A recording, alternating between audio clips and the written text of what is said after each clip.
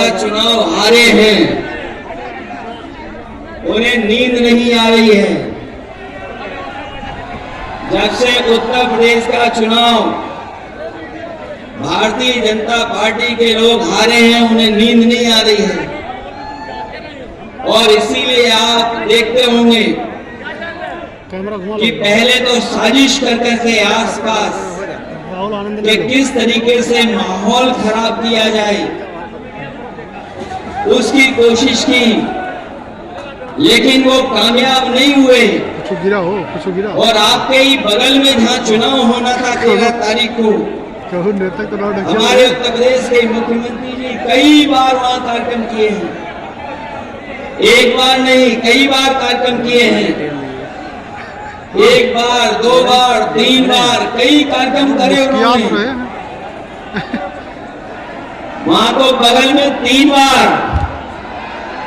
और यहां कार्यक्रम किए हैं।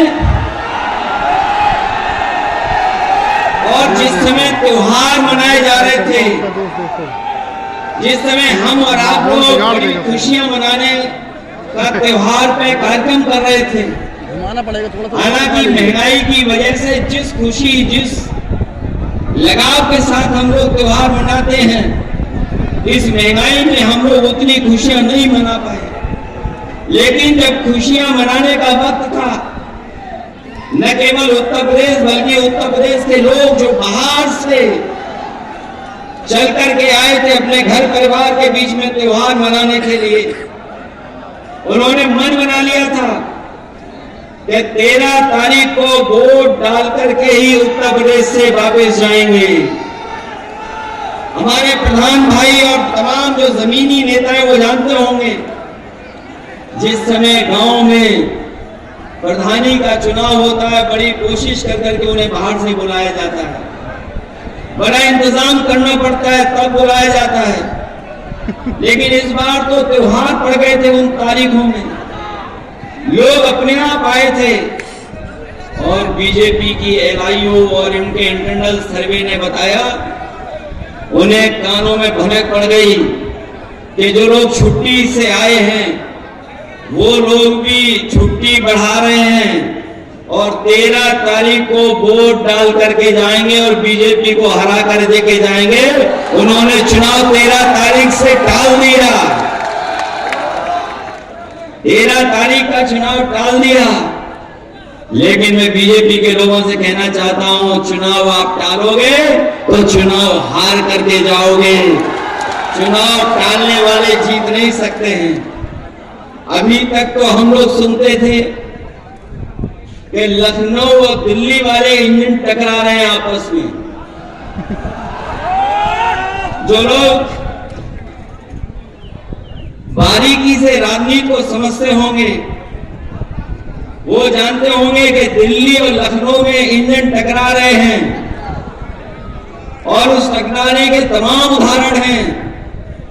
अभी तक सरकार अपना डीजीपी नहीं अपॉइंट कर पाई है, क्योंकि दिल्ली का इंजन किसी और को चाहता है, यूपी का इंजन किसी और को चाहता है, इसीलिए कार्यवाहक आपके पास है। अभी तक फुल डीजीपी नहीं बन पाए हैं। और अभी तो हम लोगों ने हाल ही में देखा है कि इनके अब तो नारे भी टकराने लगे हैं। पहले इंजन टकरा रहे थे, अब इनके नारे टकरा रहे हैं। और सच्चाई तो ये है कि जो लोग समाज में अपने नारे के माध्यम से बारूद बिछा रहे थे, उन्हें खुद पता लग गया है कि उनकी कुर्सी हिलाने के लिए लोग कुर्सी तक सुरंग बना रहे हैं। बताओ, उनके अपने लोग ही नारे पर एक दूसरे को डपट रहे कि नहीं डपट रहे, बताओ। और सच्चाई तो ये है, सच्चाई तो ये है कि जो डिप्टी साहब हैं वो अपने मोबाइल पर दिल्ली का गाना बजा रहे हैं। वो भी आए होंगे। लेकिन मैं आपको बताना चाहता हूं, ये कटहरी विधानसभा का चुनाव इतना महत्वपूर्ण है और जो महाराष्ट्र का चुनाव हो रहा है इसी के साथ साथ आप देख लेना, महाराष्ट्र का चुनाव का परिणाम आते ही न केवल महाराष्ट्र की सरकार जाएगी बल्कि उत्तर प्रदेश की भी सरकार टिकने वाली नहीं है।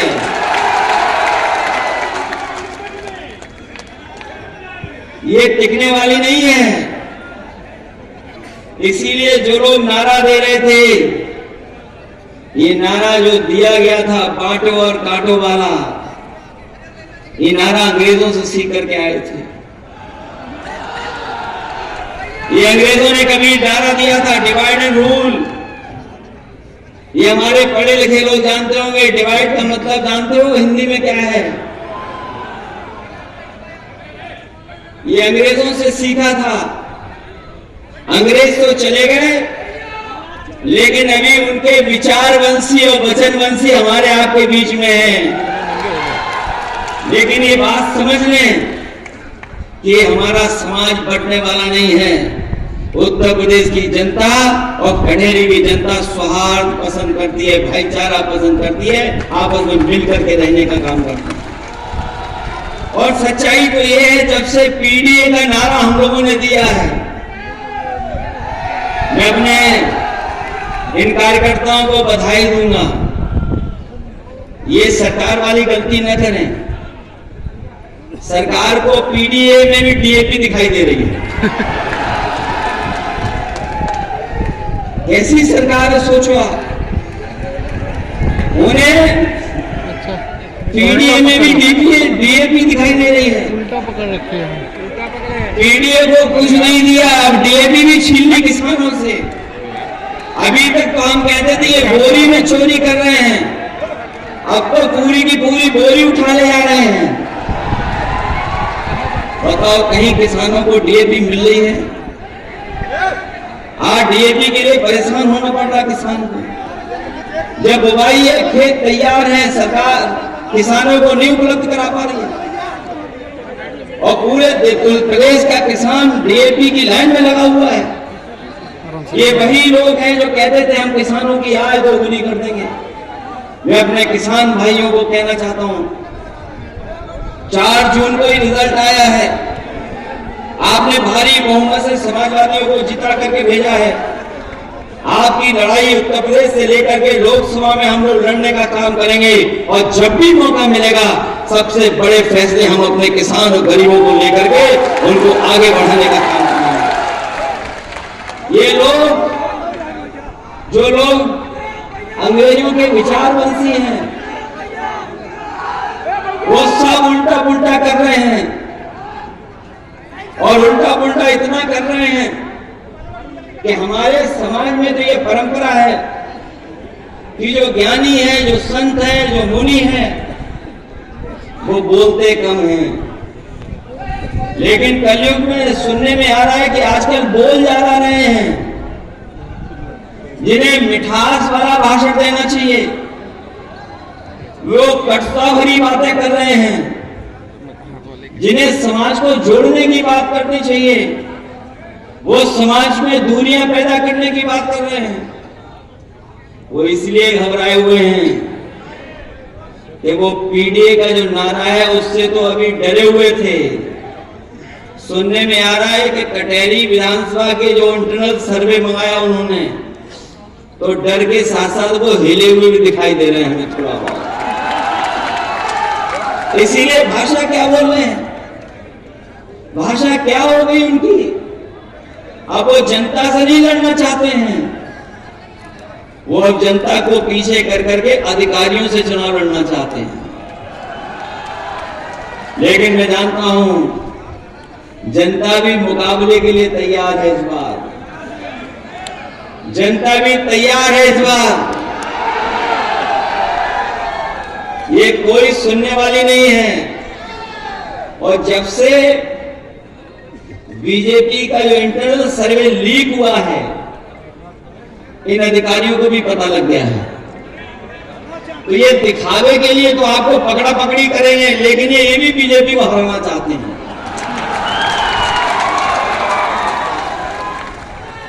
ये दिखावे की पकड़ा पकड़ी कर रहे हैं। जा रहे ये दिखावे का पकड़ा पकड़ी कर रहे हैं, इसीलिए आपको डरा रहे हैं, धमका रहे हैं। लेकिन ये डरने वाले लोग नहीं है, ये जानते हैं ये लोग भी। और इस चुनाव को जिताने के लिए हम समाजवादी पार्टी के कार्यकर्ता नेता पूरी जिम्मेदारी के साथ तैयार हैं। तैयार हो कि नहीं हो आप लोग? ये घबरा तो नहीं जाओगे आप लोग? डर करके पीछे तो नहीं हट जाओगे? हम तो यही कहना चाहते हैं कि इससे अच्छा चुनाव आपको नहीं मिलेगा। ये जो शुरुआत होने जा रही है, 2027 की शुरुआत होने जा रही है, ये बात आप मान रहे हो कि नहीं मान रहे हो? ये जो आपका उपचुनाव ये संदेश देगा 2027 का। ये चुनाव कोई सामान्य चुनाव नहीं होने जा रहा है। ये चुनाव को टालना चाहते थे, ये तो रास्ता निकाल रहे थे कि चुनाव ही ना हो। और आपने देखा नहीं अभी कि किस तरीके से नौजवानों को इन्होंने परेशान किया। जो लोग ये दावा करते थे कि 1 नेशन 1 इलेक्शन करा सकते हैं, जिन्होंने रिकॉर्ड बनाया नौकरी को लेकर के, हम एक ही दिन में 2 दिन में इतने लाखों की परीक्षा करा लेंगे। लेकिन अभी आपने प्रयागराज में देखा होगा, नौजवानों को तो ठंडे पे बैठना पड़ गया। नौजवान वहां बैठ गए, सरकार दबाव बना रही थी उन नौजवानों के ऊपर, पुलिस से लेकर के न जाने क्या क्या इंतजाम किया इन्होंने। लेकिन मैं बधाई देना चाहता हूं प्रयागराज और इलाहाबाद के अपने नौजवानों को कि जिन्होंने कोई परवाह नहीं की और वो आयोग के सामने बैठ गया कि जाकर के 4 दिन धरना चलाया और अंतर्गत सरकार को झुकना पड़ गया, सरकार को स्वीकार करना पड़ा। मैं उन नौजवानों को बधाई देता हूं कि जिन्होंने सरकार को झुकाने का काम किया। और यही नहीं देखा होगा आपने, या आप याद करिए पिछले वर्ष जब जेपीएनआईसी में जयप्रकाश जी की जयंती पर इन्होंने हम लोगों को रोकने के लिए जेपीएनआईसी में पूरी की पूरी पुलिस फोर्स लगा दी। और जब मैं पहुंचा वहां देखा जाकर के कि बड़े पैमाने पर पुलिस लगी हुई है, गेट भी ऊंचा है। तो हमारे समाजवादी साथी जानते होंगे मैंने क्या किया था। हम लोगों ने परवाह नहीं की, उस ऊंचे गेट को कूद करके हम लोग जाकर के जयप्रकाश नारायण जी की प्रतिमा पर माले पढ़कर करके आए थे। इस बार भी इन्होंने वही किया, कहा कि इस बार भी नहीं जाने देंगे। उनके बड़े बड़े अधिकारी आए और बोले कृपा कर करके वहां मत जाइए, वहां जाएंगे तो हमें फोर्स लगानी पड़ेगी। तो मैंने कहा कि ऐसा करिए, अब आप प्रतिमा यहीं ला करके हम लोग माल्यार्पण करेंगे। और गलती से मैं ये कह गया, मैंने कहा कि जब तक प्रतिमा पर आप लोग ये लगा करके रखोगे टीन शेड, और जिस दिन हटेगी टीन शेड उसी दिन हम बाउंड्री कूद करके जाकर के माल्यार्पण कराएंगे। और उसका परिणाम ये वो अभी भी वहां टीन शेड लगी हुई, अभी भी टीन शेड नहीं हटा पाए। ये लोग डरे हुए लोग हैं, घबराए हुए लोग हैं, क्योंकि जनता के लिए जो फैसले लेने थे वो ये नहीं दिए। ये डबल इंजन की सरकार, दिल्ली लखनऊ की सरकार ने मिलकर के मुनाफाखोरी कर करके हमारी महंगाई बढ़ाने का काम किया। आज जो बाजारों में महंगाई दिखाई दे रही है, जिस समय त्योहार के समय में खुशी मनानी चाहिए थी, त्योहार के समय पर चीजों को सस्ता होना था, लेकिन इस सरकार की गलत नीतियों के कारण, चंदा वसूली के कारण, मुनाफाखोरी के कारण आज हर चीज महंगी नजर आ रही है। वो कह रहे हैं न केवल हमारी आपकी जरूरत की चीजें महंगी हैं, बल्कि हमारा किसान भाई जानता होगा बिजली का बिल कितना देना पड़ रहा है। हमें याद है उत्तर प्रदेश में बिजली बनाने का कारखाने लगे थे, बिजली कैसे पहुंचे उसके लिए सबस्टेशन बन गए थे, लेकिन ये सरकार आज बिजली सस्ती नहीं उपलब्ध करा पा रही है। हमें दुख इस बात का है कि हमारी स्वास्थ्य सेवाएं सब बर्बाद कर दी। आज अगर गरीब जाना चाहे अस्पताल में जो इलाज मिलना चाहिए इलाज नहीं है, दवाई नहीं है, और जो एम्बुलेंस का इंतजाम भी किया था वो भी एम्बुलेंस खराब कर दी इन्होंने। आज अगर फोन कर करके एम्बुलेंस मंगाते हैं तो समय लगता है, और अगर अस्पताल पहुंच भी गए तो इलाज और दवाइयां नहीं है। आज पूरा चौपट कर दिया अस्पताल इन्होंने। आपके अम्बेडकर नगर में मेडिकल कॉलेज बना है, ये राजीव वर्मा जी खड़े ये जानते हो कि मेडिकल कॉलेज बनाने में कितना बजट लाया जाता है। इनके प्रयासों से और उस समय की सरकार में मेडिकल कॉलेज बना, लेकिन मेडिकल कॉलेज को बर्बाद करने का काम कौन कर रही है? सरकार कर रही है। आज गरीब को इलाज के लिए कहीं और जाना पड़ रहा है। और आज जब हम लोग मिले बात कर रहे हैं, जिस तरह गोरखपुर में बिना ऑक्सीजन की वजह से बच्चों की जान चली गई थी, झांसी में वही देखने को मिला है। एक शॉर्ट सर्किट, एक मेंटेनेंस न होने की वजह से और सरकार की नाकामी की वजह से गरीब परिवारों के 10 बच्चों की जान चली गई। कई लोग झुलस गए उसमें, उनका नुकसान बड़ा हुआ है। आखिरकार जिम्मेदार कौन है? सरकार जिम्मेदार है। इसलिए हम आपसे निवेदन करने आए हैं, इस सरकार ने हर चीज को चौपट कर दिया, बर्बाद कर दिया है। ये लोग सोचते हैं कि जनता दबाव में वोट दे देगी, डर करके वोट दे देगी। हम इनको बताना चाहते हैं, ये बाबा साहब भीमराव अम्बेडकर जी का दिया हुआ अधिकार है एक वोट का।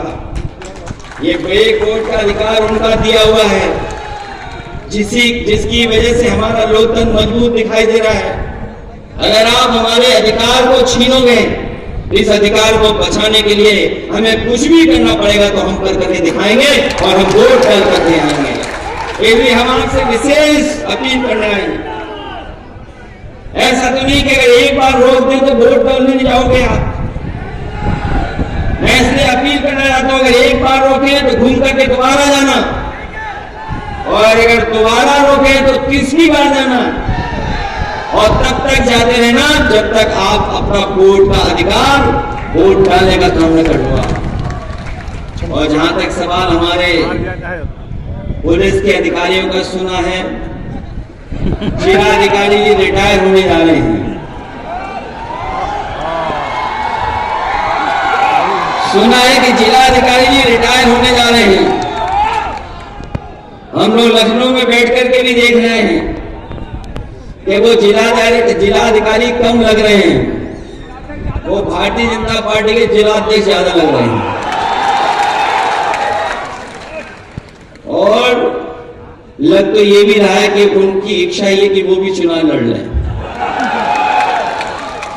हम तो उनसे कहेंगे, कहां बीजेपी का चक्कर काटोगे आप टिकट के लिए? क्यों काटते हो बीजेपी का चक्कर? आइए समाजवादी पार्टी में आपको साइकिल चुनाव चिन्ह मिलेगी।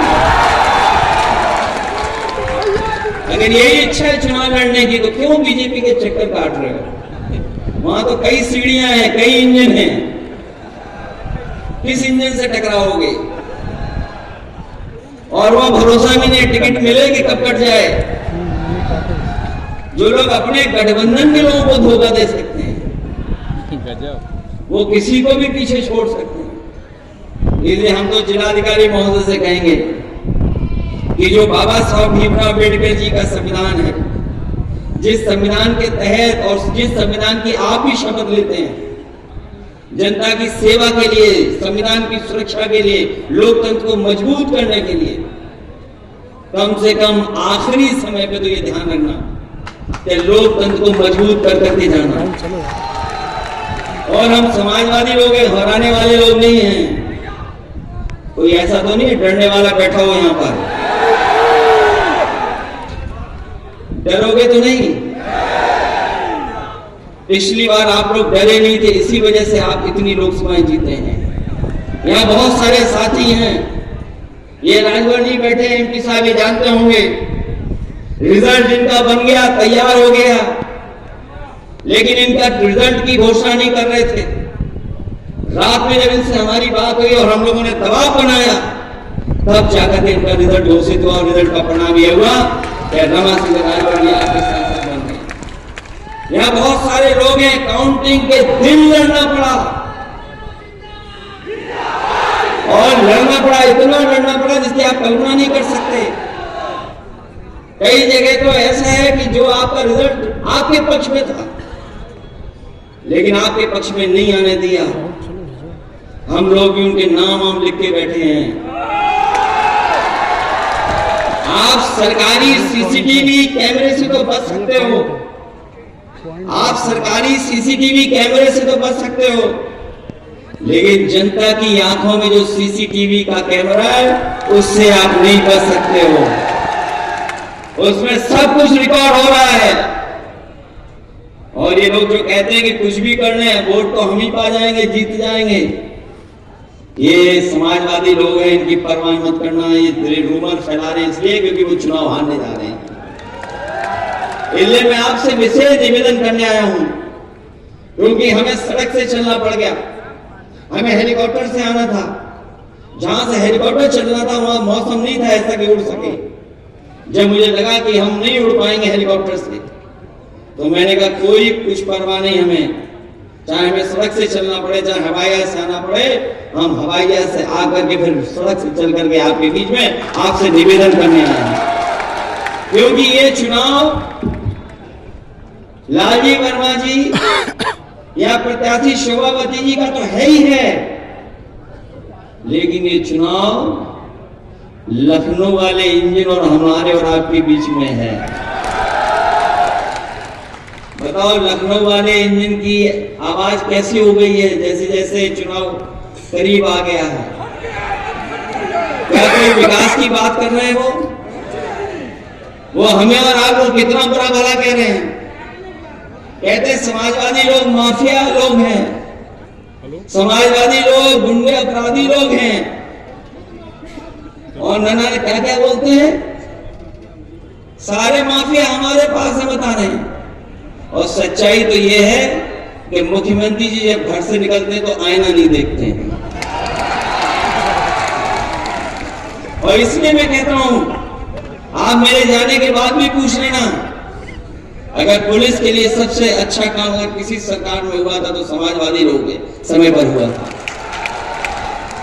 ये जो इनकी सुविधाएं, जो प्रमोशन, मुझे याद है उस समय प्रमोशन की बात थी, बड़े बड़े अधिकारी कह रहे थे कि परीक्षा होनी चाहिए तब प्रमोशन होना चाहिए।